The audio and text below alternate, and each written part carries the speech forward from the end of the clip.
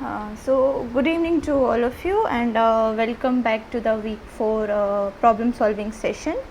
So let's start with the first question of the session.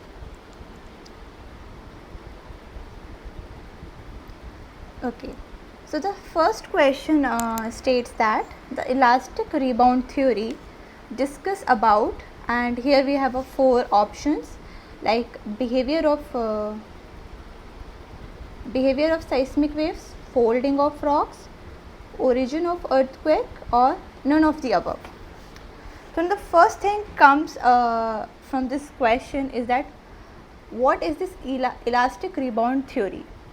So let's understand about this theory first, and then we'll see that what option is correct for this question. So the 90% of earthquake that we face on the earth, are major cause of these earthquake is due to the tectonics event, and that happens due to the plate motions. Okay, and this so that's why understanding of the fault is very important, because this is the place where earthquake majorly occurs, and this theory suggests the same thing. So in like H.F. Wright proposed the elastic rebound model. So what this elastic rebound model tells, so first we take the first scenario, that is A scenario, where these horizontal lines are representing the layers present in the subsurface, and this vertical dash line is representing the fault plane. Okay, so earlier there is no movement and everything is in a normal state. But what happens, like due to the plate motion, there is a movement between these two blocks along the fault. So this is our fault, and there is a movement happening. So for this first side of block is going upward, and this second side of the block is going down. Now due to this movement, there is a growth of strain, because the strain is getting accumulating due to this movement. Now what happens when the value of this, now due to the strain, the stress get accumulated.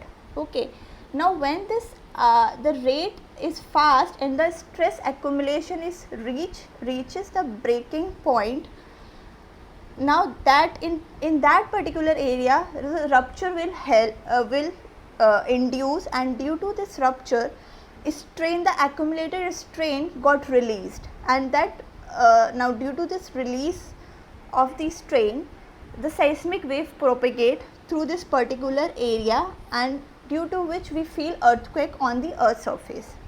So for example, in this scenario, the point C got braked, and now it divided into two parts, C and C dash, but earlier we have only the C point.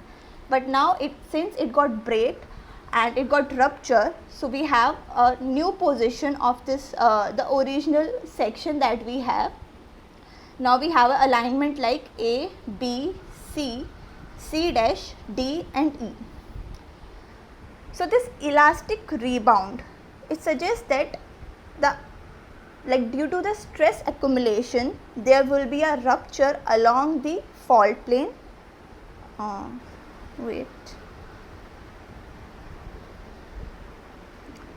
Okay, so what this elastic rebound theory suggests, that due to the strain energy accumulation, rupture will happen along the fault, and through the rupturing, the energy got released that got accumulated during the time of stress accumulation.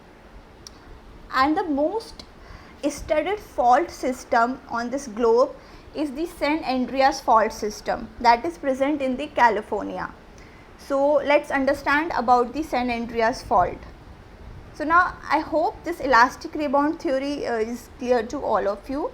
So just to summarize it, that so in the first scenario there is no strain present in the system, so everything is in a normal state.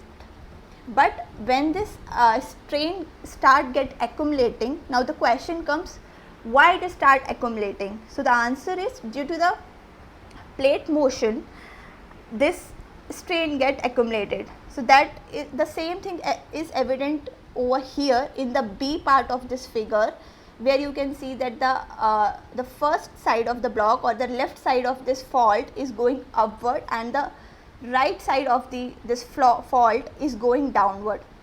So due to this relative movement, the strain is accumulating and the rate of this strain is 5 centimeter per year.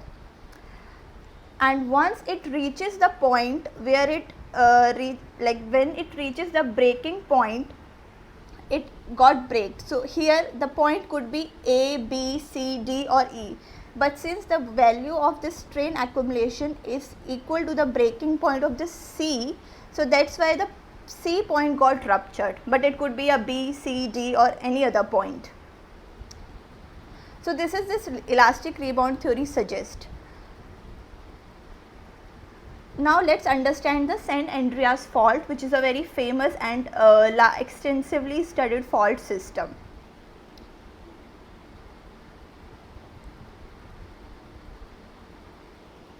So here let's understand this figure. Like I think through this figure everything would be much more clear about the San Andreas fault. So here you can see that this is a total boundary, but since we are talking about this San Andreas fault system, so we will be focused in this region only. So here what we can see that there is a relative motion happening between the North American plate and the Pacific plate, and I request you to please understand this carefully, because in exam you might face these kind of questions. So just pay little more attention.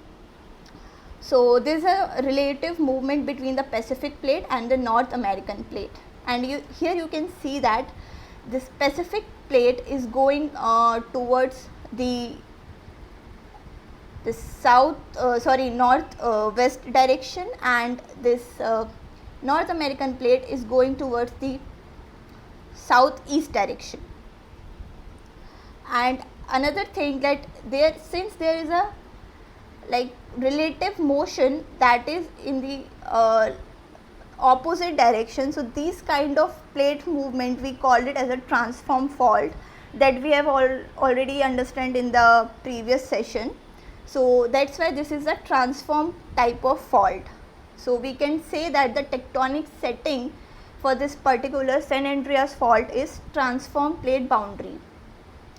Now the rate at which this relative motion is happening between these two plates is 5 centimeter per year. So the same thing we have seen in this elastic rebound theory. Here also we assume that the strain growth rate was 5 centimeter per year, because this elastic rebound theory is formed on the basis of the San Andreas fault system, and that's why it is a extensively studied fault system.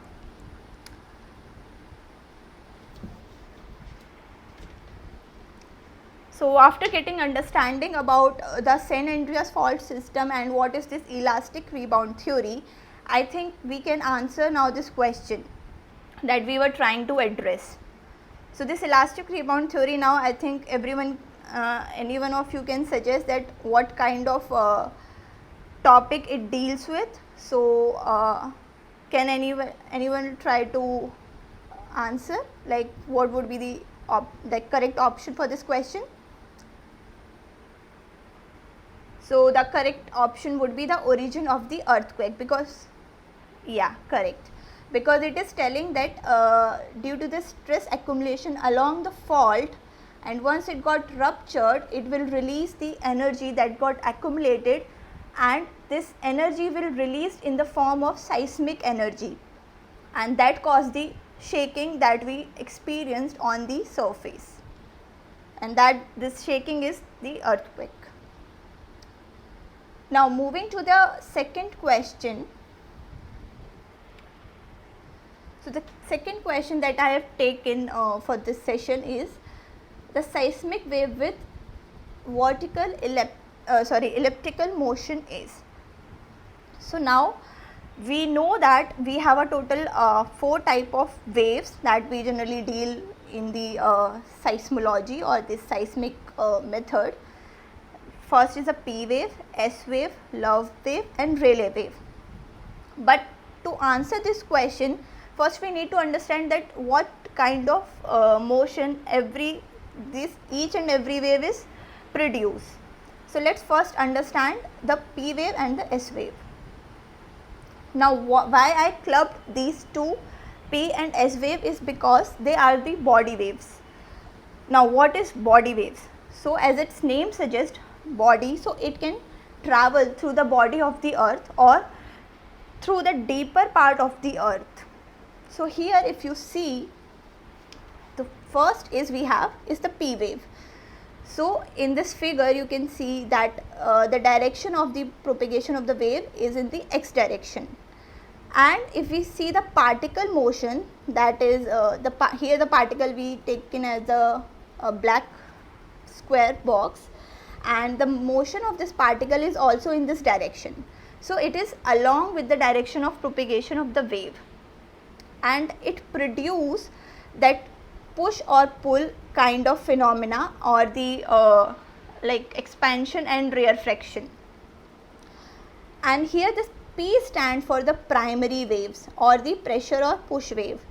Now why it is the primary wave? It's because it is the fastest wave. So among all these 4 waves that we have, P wave is the fastest wave that reach on the surface. Now it also called as the longitudinal wave or the compressional wave, because here the particle motion is compression and the rarefaction. So first it squeeze it and then the particle will expand it. And it is also called as a dilational wave.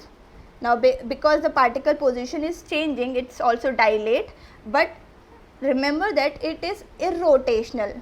Why irrotational? Because there is no rotational movement involved in the particle motion.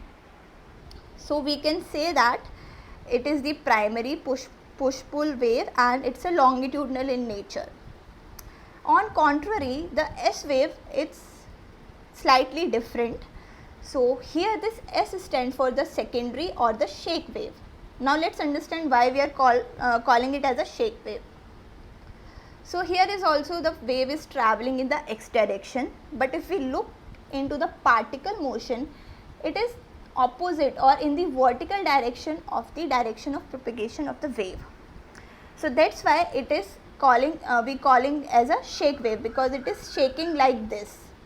In a vertical vibration it is producing, and that's why we called it as a transverse waves, because the direction is transverse to the direction of propagation of the wave.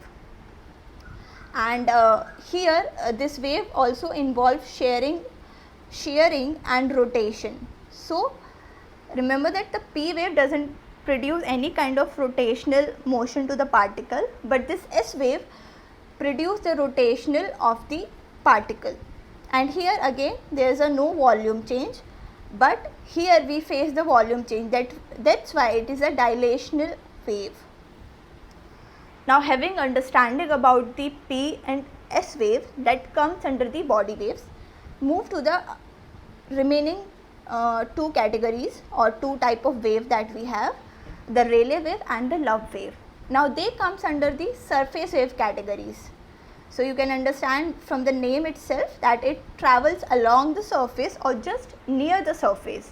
So they can't travel deeper part of the surface, and from deeper I mean like below than 2 kilometers. So let's understand the Rayleigh wave motion. Now here the direction of propagation of the wave, is along the x direction.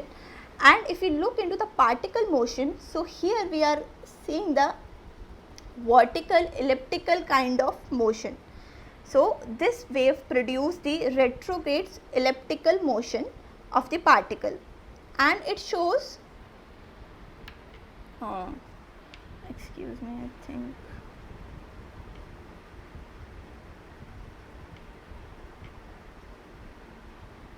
Okay.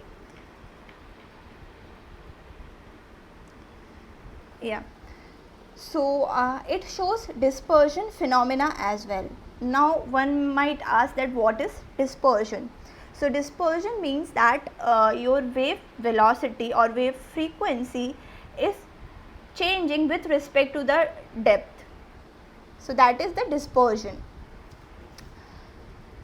And if we look into the love wave, where this particle motion is in the horizontal direction with respect to the direction of propagation of the wave. And if we talk about in terms of velocity, so the love wave velocity will always be greater than the Rayleigh wave velocity. And if I have to summarize all the velocity of all these 4 waves, so the fastest one would be the P wave, then we have a secondary wave or the shear wave, then we have this velocity of love wave, and then the least one would be the velocity of the Rayleigh wave. Now let's summarize the motion of these waves. So under the body wave, we have seen that we have a longitudinal motion is produced by the P wave, and this transverse motion is produced by the S wave. And in the surface wave category, we have a horizontal transverse movement, because this P and love wave both produce the transverse movement, but difference is that here the transverse movement is in the vertical direction. However, for the love wave, this transverse movement in the horizontal direction, and for the S wave case it is in the vertical direction. And this Rayleigh wave, it's since the motion is completely unique for this Rayleigh wave, so there would be no confusion. So always remember that Rayleigh wave produce the vertical elliptical motion of the particle. So if we try to answer this question, now any one of you can answer that this vertical elliptical motion is produced by the Rayleigh wave.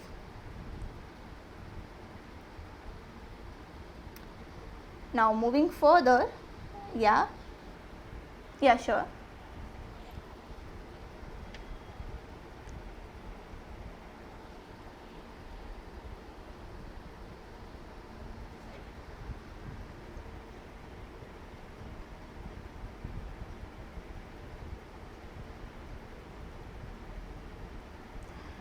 Yes.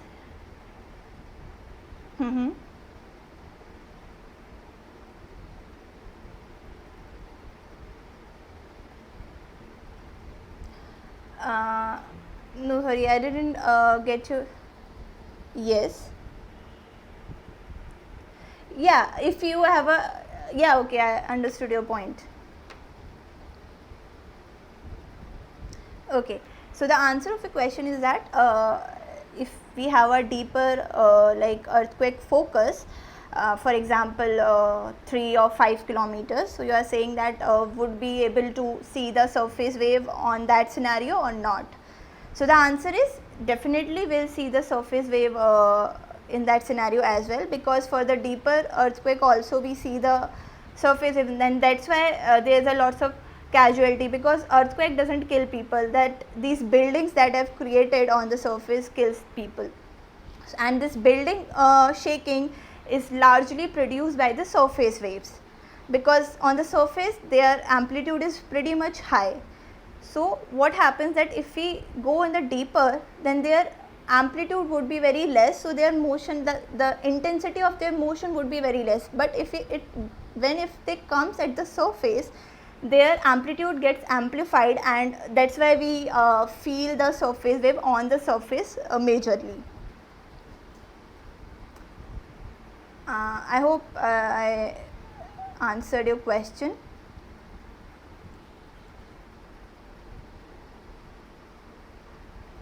Yeah.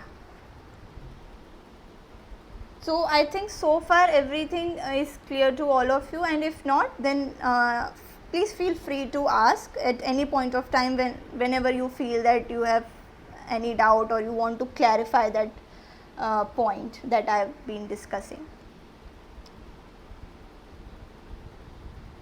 Okay. So moving to the third question that we have is dash is the point on the ground surface vertically above the focus. So I think mostly all of you have know the answer, but I just want to highlight the role of each and every option, or what this each and every option signifies.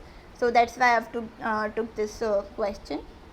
So let's understand each and every terminology that we have in this options. So this is a very simple illustration to show you that what are each and every component on the fault. So suppose this is the surface, and here we have a fault plane which is an inclined surface, and suppose this is the point where this rupture has happened, and this is the same rupture that we have discussed in the elastic rebound theory, because the theory of this earthquake is based on this elastic rebound theory only. So whenever there is a rupture happens, the seismic energy got released, and that energy we observed in the form of the earthquake on the surface. So the point where this rupture happens, we called it as a focus or the hypocenter. And if we just extrapolate this point on the vertically on the surface, so the point where it meets to the surface, we called it as a epicenter. So please don't confuse between the epicenter and the hypocenter.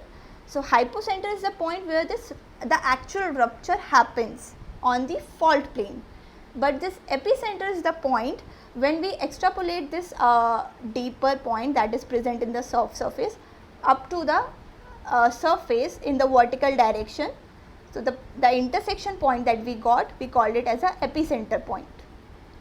Now we have understood what is the hypocenter, we know what is the fault, we have understood what is the epicenter. Now the fourth term that is left behind is the height. So if we want to understand the height, so this is the very basic diagram of the fault through which we will also understand the other terminology as well. So again, this is the fault or the fault plane that we have, and since due to this fault, the movement we can identify by just seeing that this side of the block is got up and this side of the block got down, and that's why we are calling it as the up throw block, because it gone up, and this side of block we are calling as the down throw block. Okay, and on that basis only we can classify it that it would be the hanging wall, and this would be the football. Now what is the dip? So dip is the angle between this fault plane and the horizontal line. So when we draw when we try to identify the angle between the fault line and the horizontal, that angle is called as a dip. And if we try to identify the angle between the vertical line with respect to the fault plane, we called it as a height. And there is another term that you should aware of, that is the throw. So throw tells us that how much vertical movement has happened between the football and the hanging ball. So that we calculate with the help of the throw. So this is a simple calculation if you want to. So if you just plot, so suppose this is the major marker through which we can identify that how much it got up. So we take this particular layer of both sides of the fault, and we try to calculate the offset between these between this layer. So that offset between this layer would be called as a throw. So now you know each and every term. So what they are asking that what is the point on the ground surface vertically above the focus. So would anybody help me to get the answer?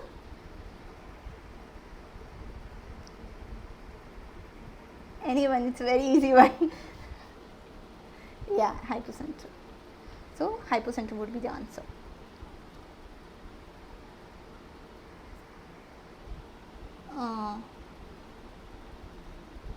No, it is the point on the ground surface vertically above. Sorry, yeah. Thank you for correcting me. Yeah. Sorry, it would be the epicenter. Thank you.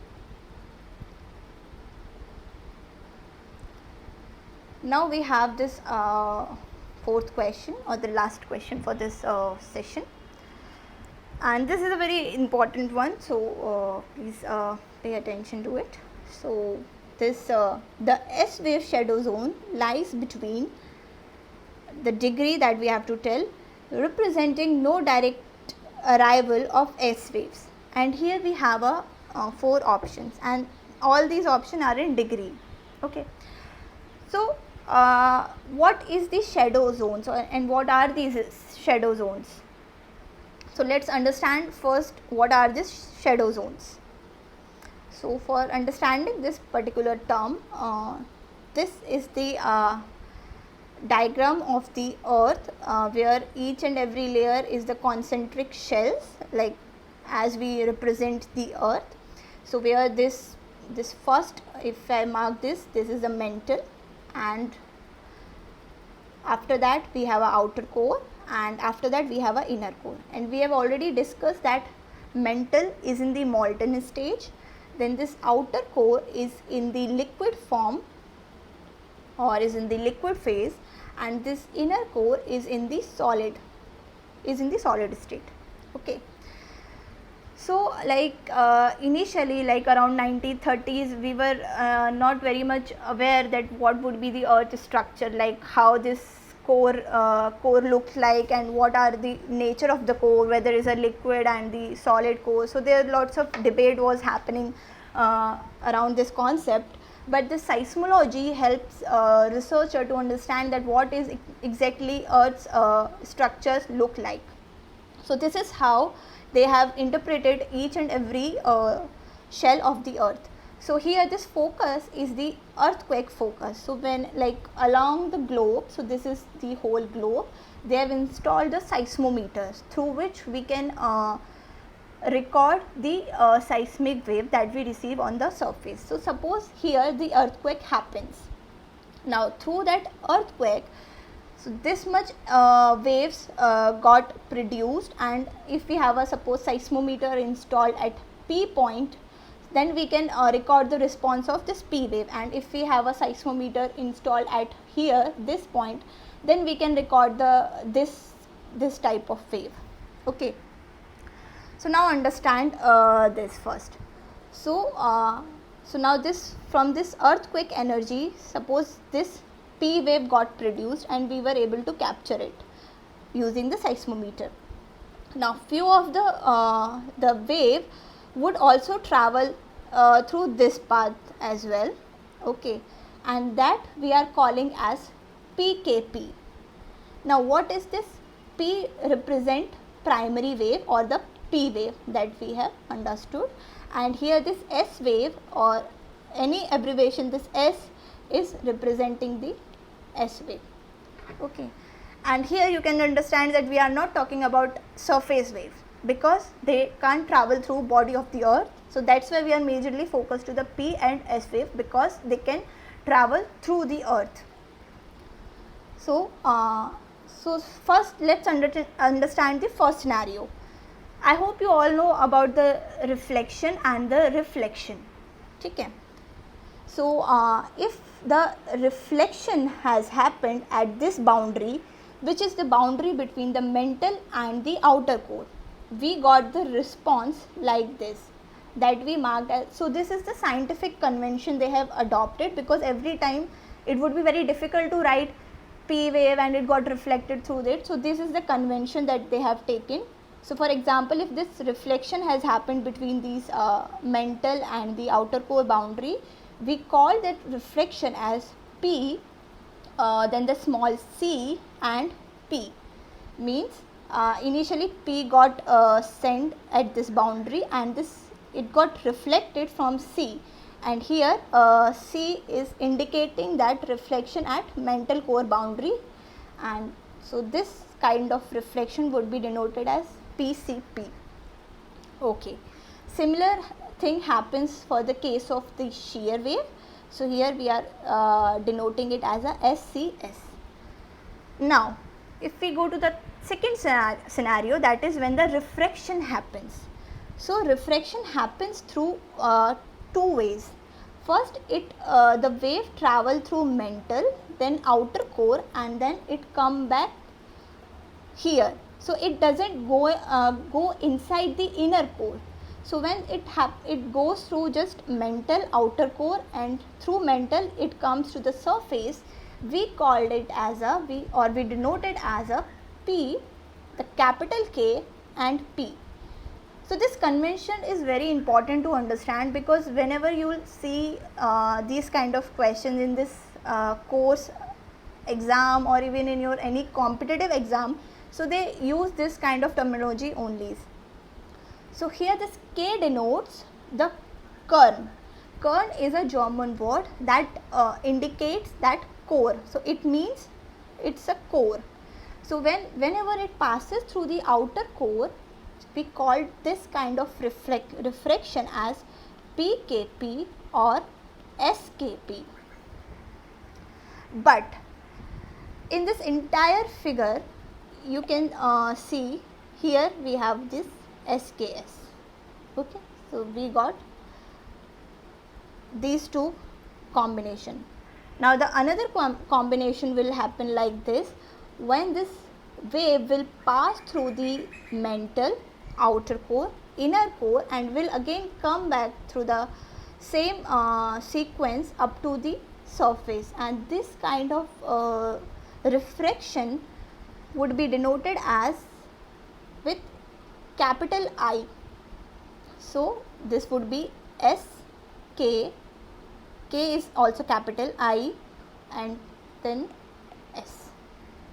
But if it is got reflected at the inner core boundary, then this I would become the small I, and that you can see over here, that we are getting P, K, small I, and then again K and P, because it got reflected at the inner core boundary. It is not passing through the inner core, and when it passing through the inner core, we are using the capital I.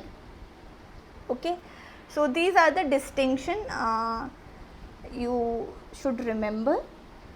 Now, so this is how the wave travel inside the earth, and if you look this carefully, there are few regions where you are not getting any kind of response. For example, if I talk about this particular zone where I am not receiving any kind of wave, so the region where I am not receiving any kind of reflection or reflected wave, this would be called as a shadow zone. Okay, shadow zone.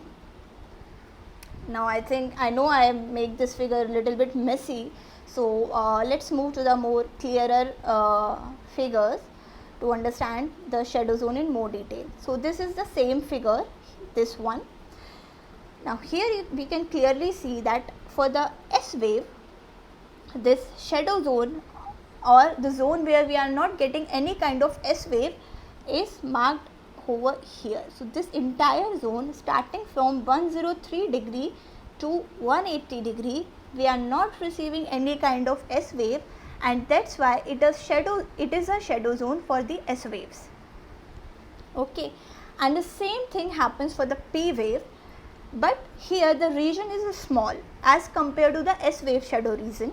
So for the P wave shadow zone, the region lies from 103 degree to 143 degree. Now one might ask that why there is a distinction between these two shadow zones.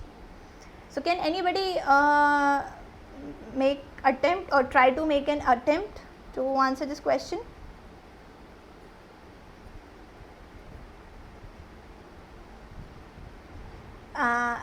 It is partially corrected, but here the liquid is not a asthenosphere, it's a outer core, and that's why you can see that this outer core is purely liquid. Asthenosphere is not liquid, is in a molten state, so we will not call it as a completely liquid region, but this outer core is completely liquid region, and that's why this S wave can't pass through this outer core, and that's why you can see that this it's reflecting till here at the boundary, and then through this inner core it start getting coming to the surface. So this entire region where it faces the outer core, we are not getting any kind of S wave. So let's move to the another representation of the same thing. So here again we have a earthquake focus point through which we are getting the waves at the surface.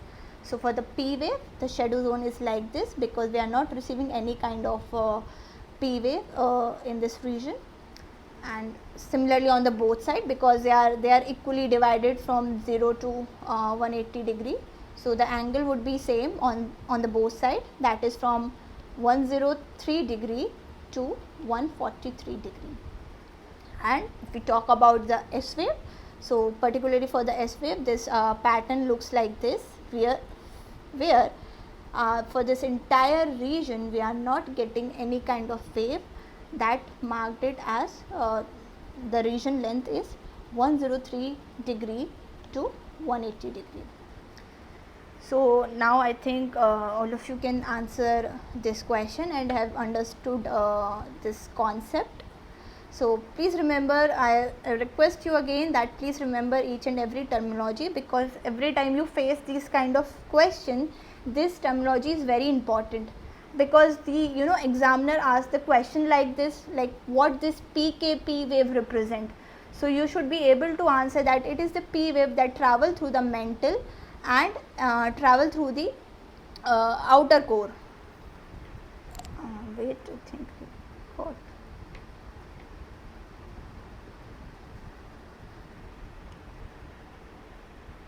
Okay. So yes, please. So please remember that this what this PKP represent, or what this PCP represent. So now any one of you have any question related to this topic? Please go ahead and ask.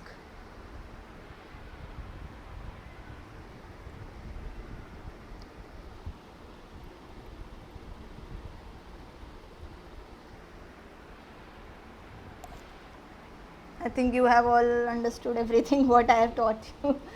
Okay, thanks. Or you have any other question related to this week assignment or this week lecture, so you can discuss with me.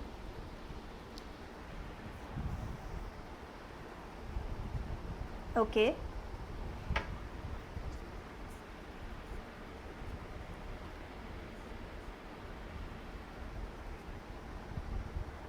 Yeah.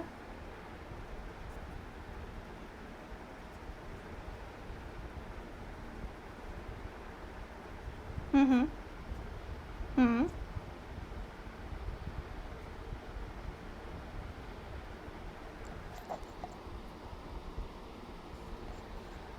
Yeah.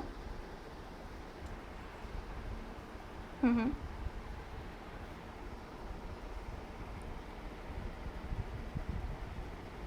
So along with silica, what is the second element in the options? Because definitely we know that silica would be there. Okay, so apart from the silica, what are the other options in that combination we have?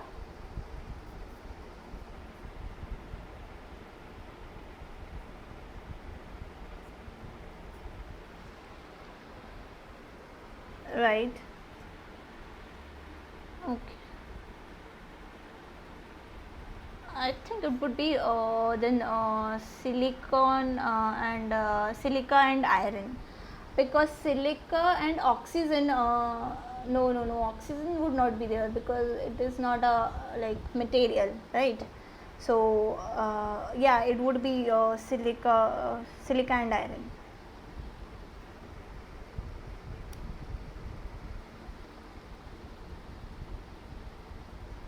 And from this session, if you have any question, you want me to go through any particular like topic, from this particular session that we are having. So please let me know that where you have any doubt or want me to emphasize it more.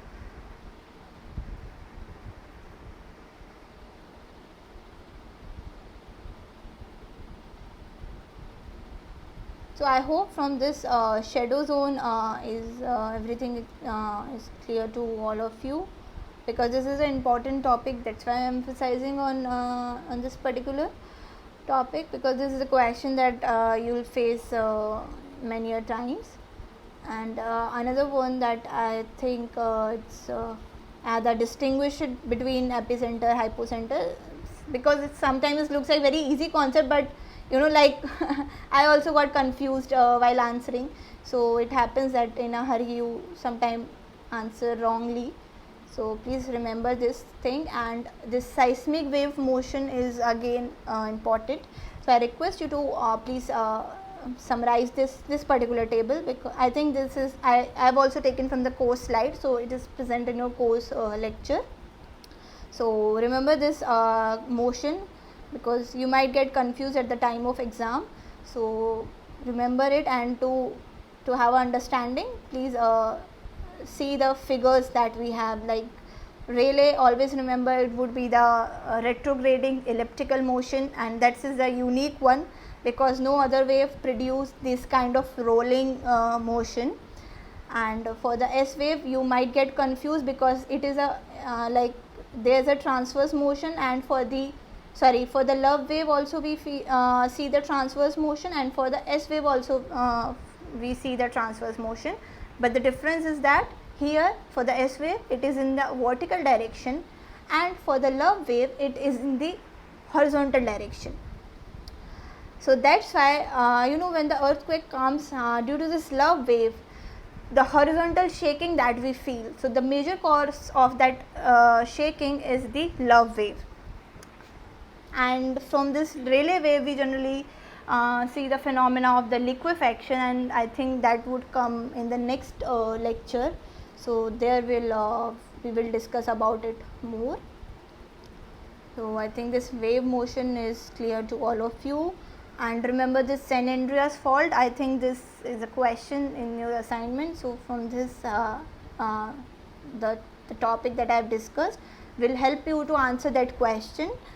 So remember that what this is the like it is between what and what plate, and what is the plate relative motion rate, and what kind of boundary it has. So it is a transform plate boundary.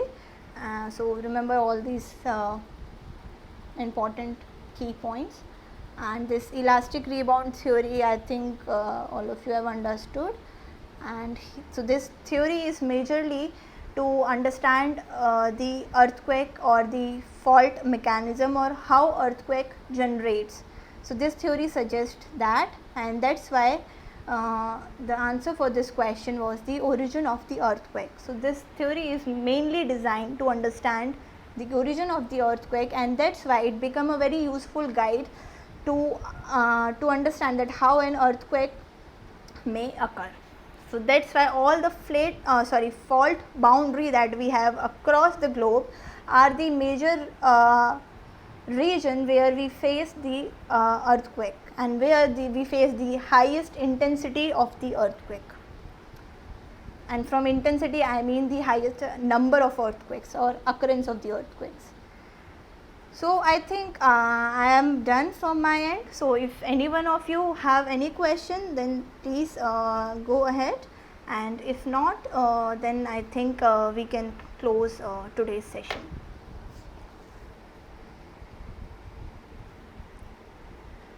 So I am stop sharing first. Okay.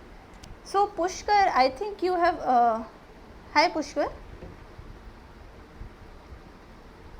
I think you are on mute. Yeah, okay. Hi, I think you have joined first time, right?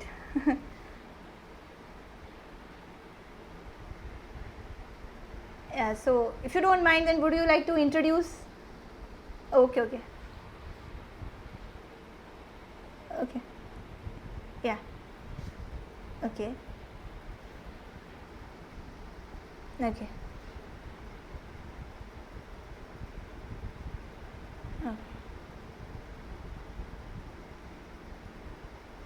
Which college?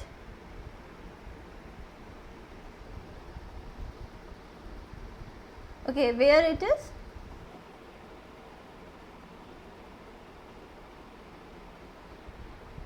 Okay, okay, okay. Okay, nice, nice. So you are doing PhD and you are a professor at that college. Nice. Would be difficult to manage both the things.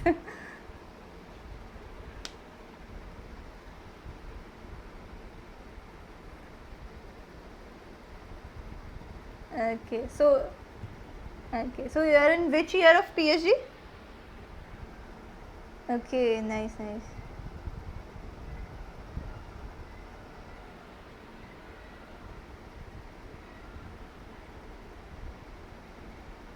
Okay, okay, okay, nice. Okay, great. So then you are from the geology background, so these things would be pretty much easier for you to understand that. And then I think you have already studied most of the concepts, right? You must be familiar with all of the concept, I would say. Okay, great. Huh.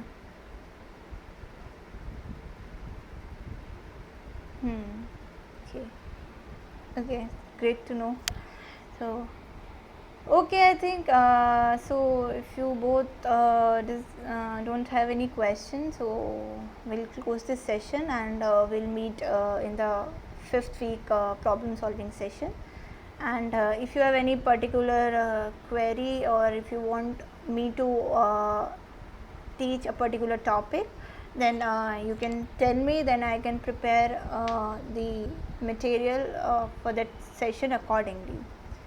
So if you have anything in mind, then you can tell me right away, and if not, then even in the next session you can tell me. Because the main purpose of conducting this session, okay.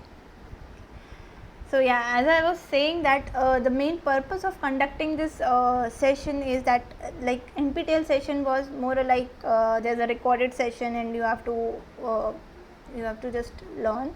So there's a like lack of interaction in that area, though the knowledge is pretty much higher, but yeah, there's a lack of interaction. So that's why they have come up with this live session kind of thing, so where you can discuss anything and you can raise your concern.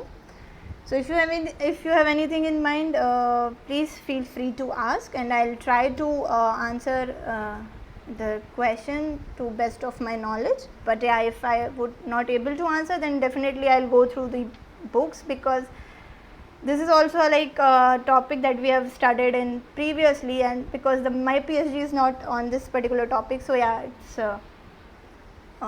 will take me some more time to answer that one, but definitely I'll come back to you with the correct answer. So okay, I think yeah, I am done. So if we all are agreed, then we can close the session.